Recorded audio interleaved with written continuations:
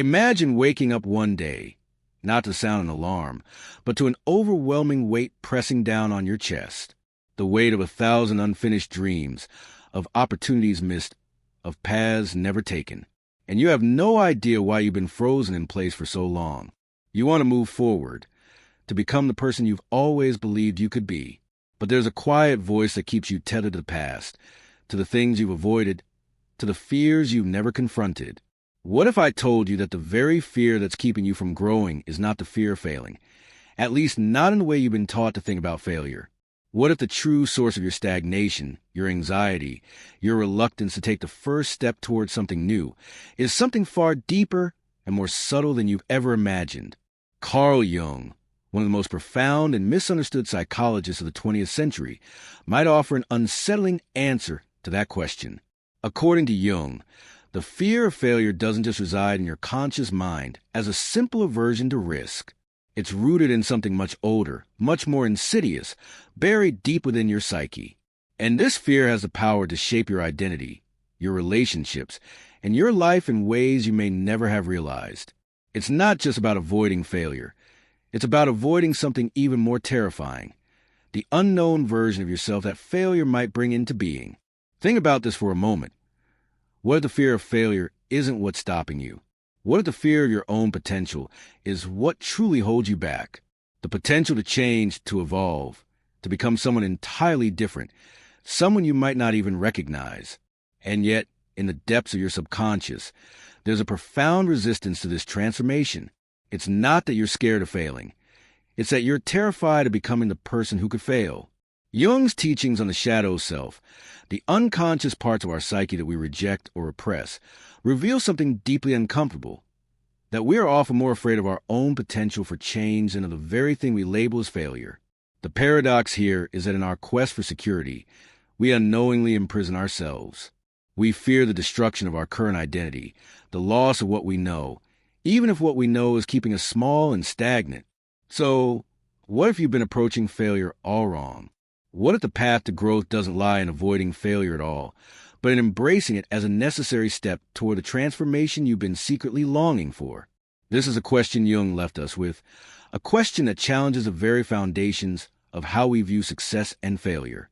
It forces us to look inward, to question what truly drives our fear, and to ask, is it failure that we fear, or is it the terrifying possibility of outgrowing ourselves? Now that this question is planted in your mind, let's begin to unravel it. Let's go deeper into why this fear exists, where it comes from, and how it controls us without our even knowing it. But we must first understand the hidden psychological and philosophical forces at play, forces that have been shaping our minds for centuries. To understand why the fear of failure, and more specifically, the fear of becoming who you truly could be, holds such sway over our lives, we must delve into the labyrinth of the unconscious mind. Here, we find that what Jung referred to as a shadow self holds a key to this elusive and often paralyzing fear. This shadow is not some ominous force lurking in the depths, but rather a reflection of the parts of ourselves that we repress or reject, the aspects of our personality and potential that do not fit neatly into our constructed self-image. Jung's shadow is, in essence, all the part of ourselves we refuse to acknowledge because they conflict with the persona we've carefully built. This persona, according to Jung, is the mask we wear to the world, crafted through societal expectations, familial conditioning, and our own desires for approval and acceptance. But what if this persona, this version of you that feels so comfortable and safe, is the very thing that's stifling your growth? The fear of failure is often tied to this inner conflict between persona and the shadow. We're not simply afraid of failure as an event. We're terrified of what failure might reveal about us. Failure is not just an external judgment of our abilities. It is a threat to our identity, a crack in the facade we've spent years building. To fail, then, is to confront the possibility that the self we've so carefully constructed is fragile, incomplete, and perhaps even false. But Jung didn't stop there. He believed that this repression of the shadow leads to what he called the splitting of the self, a fragmentation of the psyche that distorts how we relate to the world. When we refuse to acknowledge the parts of ourselves that make us uncomfortable, those parts do not simply disappear. Instead, they grow stronger, more elusive, and more controlling in ways we don't even understand. The more we repress these traits, the more they influence our actions and decisions from behind the scenes, often in ways that seem irrational or contradictory. The paradox, of course, is that by avoiding failure, by avoiding the unknown territory where our shadow selves dwell, we create the very thing we fear: stagnation, disconnection from our authentic selves, and a life that feels both unfulfilled and unexamined. Jung's concept of individuation. The process of integrating the conscious self with the unconscious shadow provides a path forward, but it is not an easy one. It requires us to confront the aspects of ourselves we find most uncomfortable, even repulsive, and allow them to become part of our wholeness. Now, let's turn to philosophy for a moment. Friedrich Nietzsche, a thinker who influenced Jung deeply, argued that human beings are fundamentally in search of meaning through self-overcoming. For Nietzsche, life is not about avoiding suffering or failure, but about embracing it as a catalyst for transformation.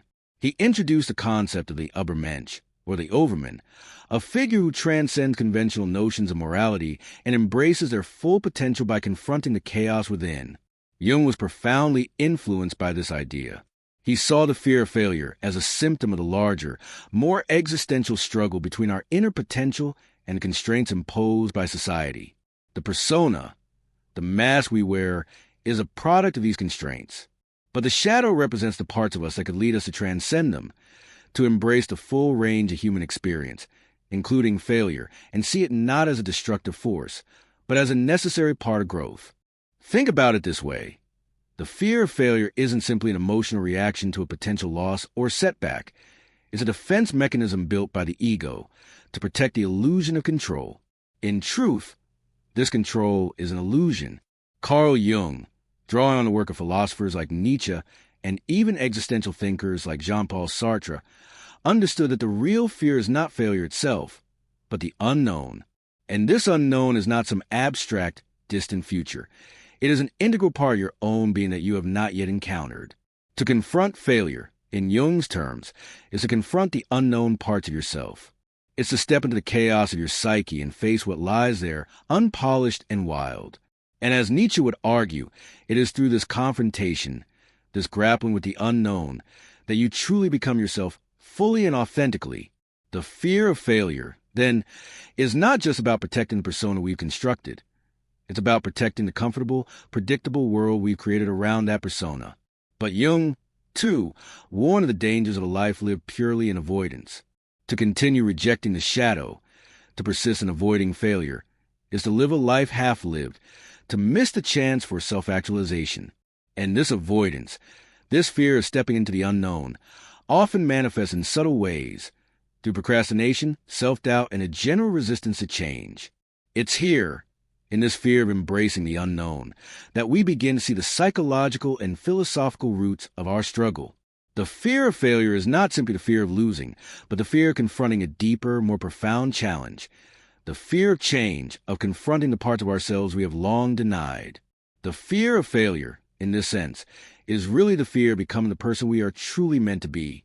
Now, you must ask yourself, what are you truly afraid of? Is it failure itself? Or is it the potential for growth, the terror of becoming someone different? To answer that question, we must explore the unseen consequences of this fear, how it shapes our lives in ways we do not yet fully understand. And once we do, we will see that this fear, though deeply ingrained, is not insurmountable. Now that we understand the psychological and philosophical roots of the fear of failure, let's turn our focus to how this fear manifests in the unseen corners of our lives.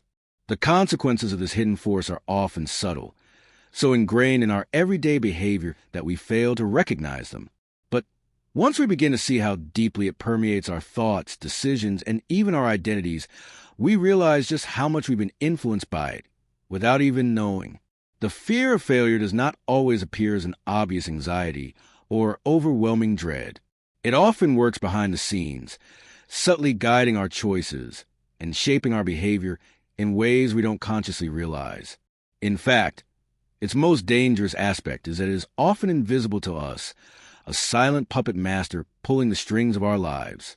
To explore this, we must look at some of the cognitive biases, neurological insights, and cultural conditioning that perpetuate our avoidance of failure, and understand just how these forces prevent us from reaching our full potential.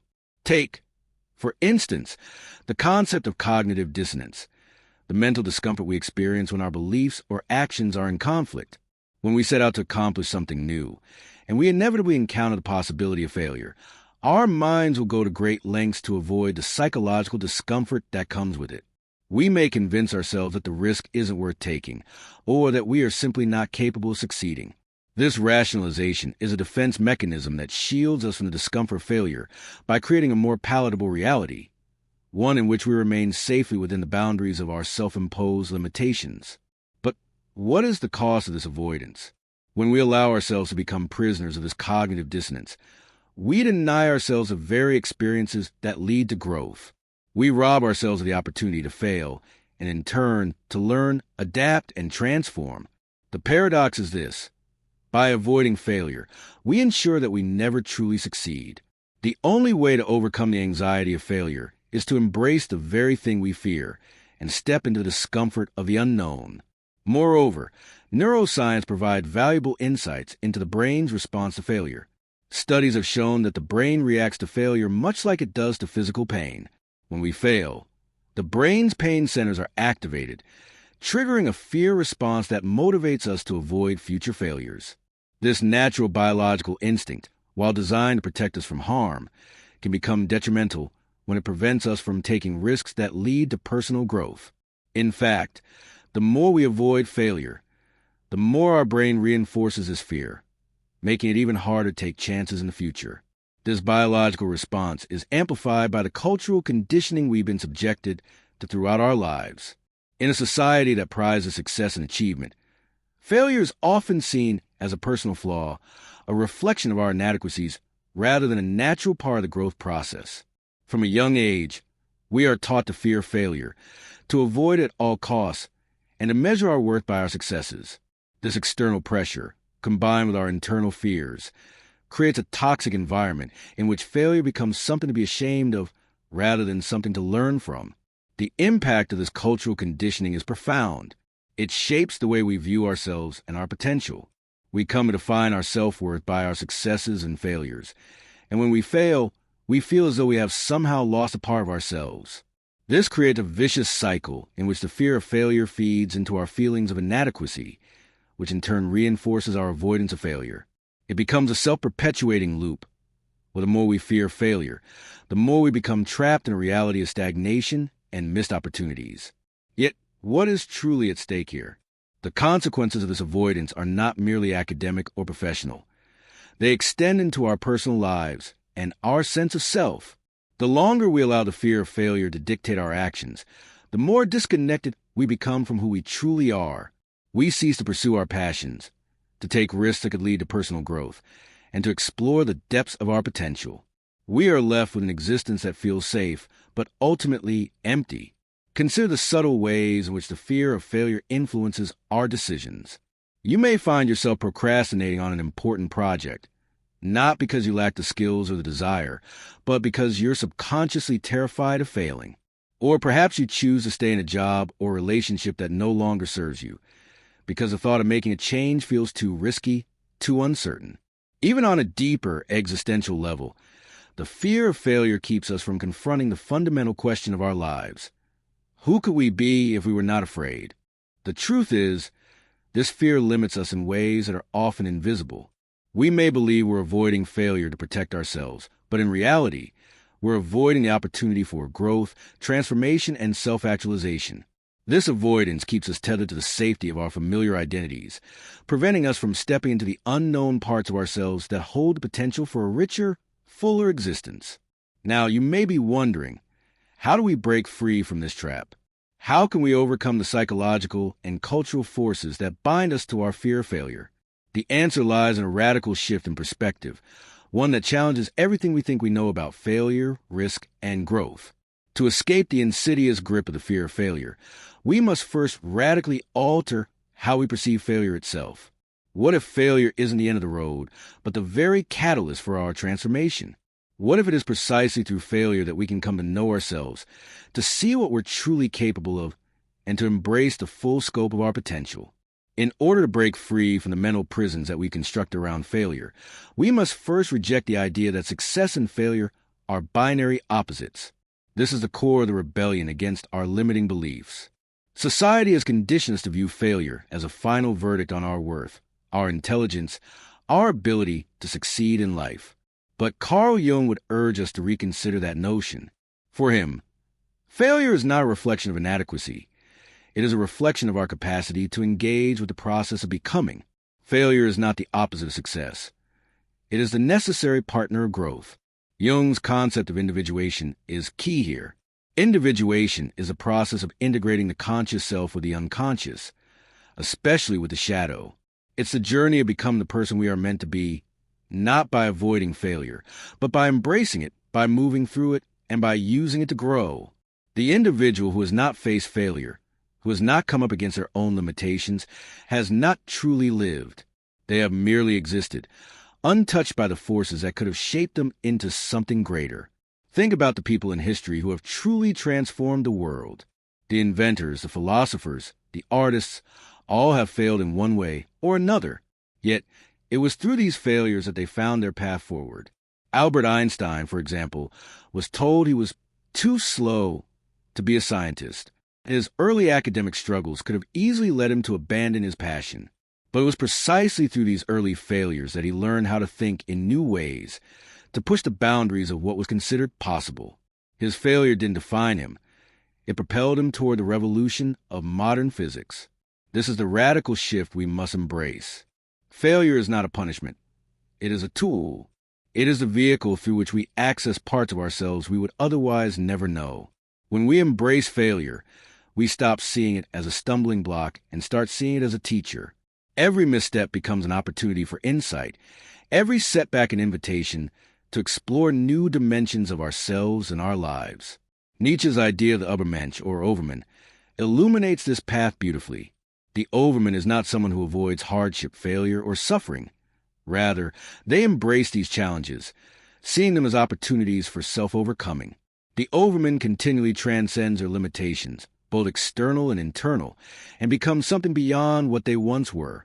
To embody the spirit of the Overman is to see failure not as a roadblock, but as a necessary step on the path to becoming your truest, most authentic self.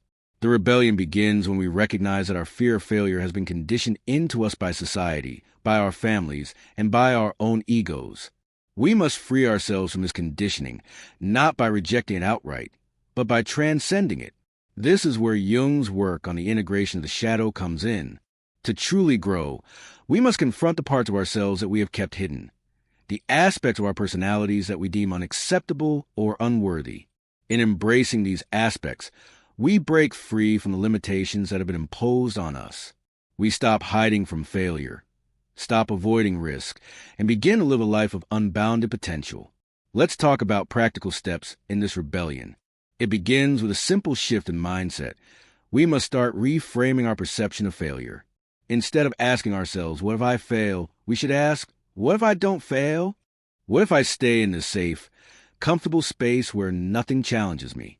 What if I never take a risk, never step outside my comfort zone, and never discover what I am truly capable of? In every area of our lives, we must adopt the mindset that failure is not only possible but necessary. It is through failure that we learn the most about ourselves. So, when we find ourselves facing a challenge, instead of retreating into fear, we should lean into it, embrace the uncertainty, acknowledge the discomfort, and move forward in spite of it. This is where true growth lies, not in the avoidance of failure, but in the embracing of it. Jung's idea of the integration of opposites offers another crucial insight here. To integrate our shadow, we must also integrate our failures, our mistakes, and our vulnerabilities. This integration doesn't make us weak. It makes us whole. By acknowledging and embracing failure, we break down the walls that separate us from our truest selves.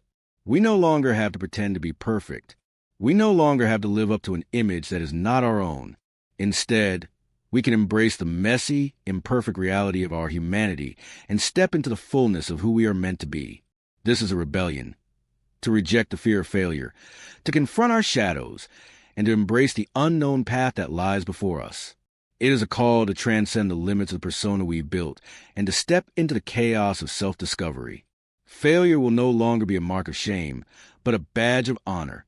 It will no longer be the thing that holds us back, but the very thing that propels us forward.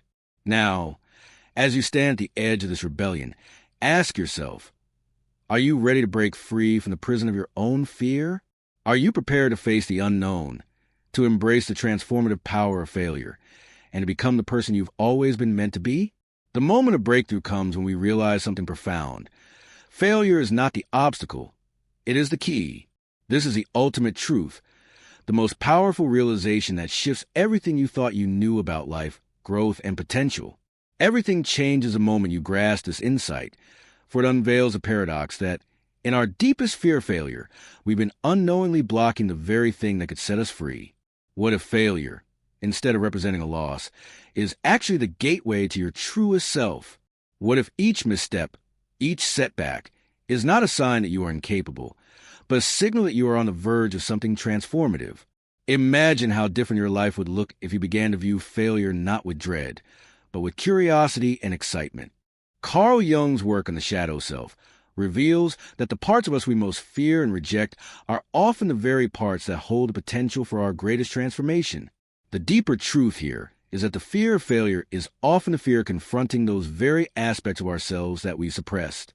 Failure exposes the cracks in the armor we've built around our ego, and through those cracks, light enters.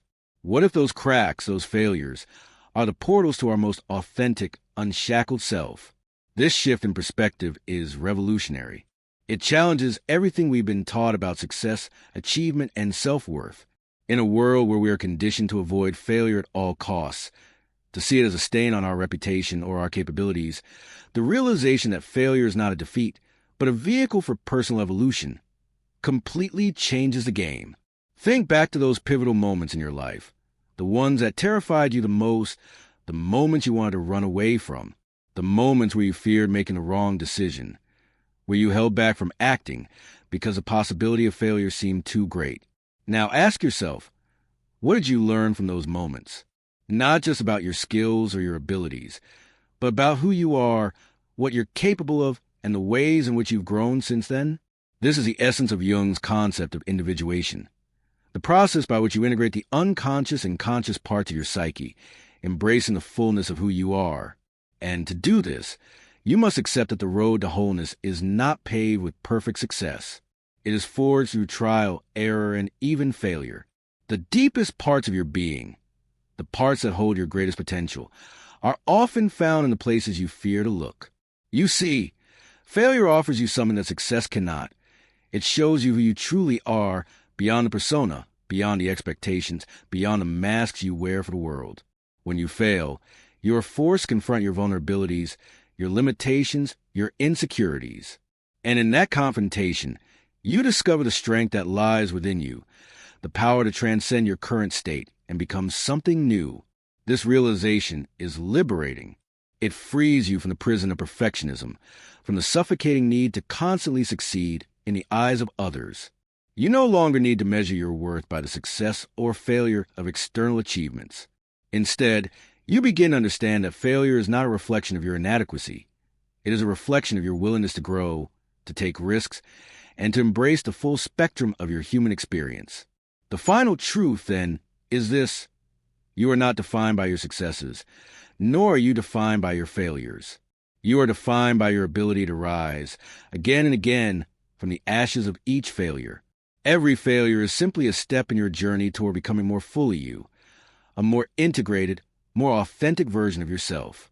Think of the most transformative figures in history. They all shared one thing in common. They embraced failure as part of their journey, not as an obstacle. They didn't let failure define them. They allowed it to guide them, to shape them, to refine them into something greater than what they were before.